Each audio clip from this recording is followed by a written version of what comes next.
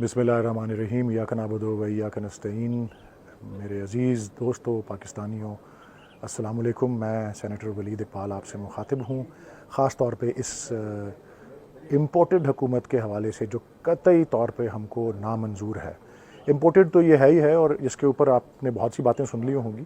میں تو آپ کو خاص طور پہ اضافی بات جو عرض کرنا چاہ رہا ہوں وہ یہ ہے کہ یہ جس طریقے کے لوگ اکٹھے ہوئے ہیں، اس کے بارے میں بڑا ایک ہمارے برے صغیر کا مشہور کہاوت بھی ہے، اسے کہتے ہیں بھانمتی کا کنبہ۔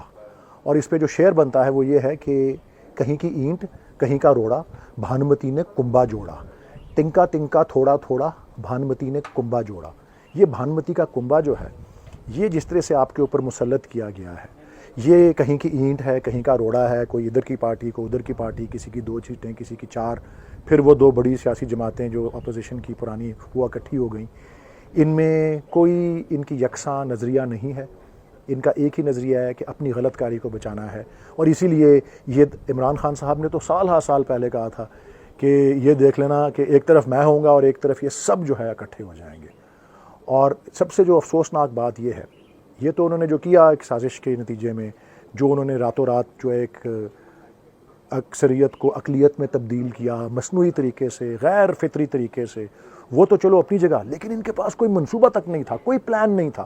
معیشت اچھی بلی چل رہی تھی، ہم نے اپنی مدت جو ہے جو اگست 2023 تک کی تھی پورا پلان بنایا ہوا تھا، اور شوکت ترین صاحب نے اس کی پوری تفصیلات بھی جو ہیں وہ کس طرح سے گروتھ ہو رہی تھی، لارج سکیل مینوفیکچرنگ تھی، کس طرح سے ہم نے غریب دوست وہ صحت کارڈ اور احساس پروگرام اور کیا کچھ اپنا جو ہے وہ سلسلہ کیا ہوا تھا، اور IMF کے آگے بھی کھڑے ہو گئے تھے کہ جی یہ ہم واپس نہیں لیں گے جو ہم نے پٹرول کی قیمت میں جو ہم نے کیپ لگائی ہوئی ہے۔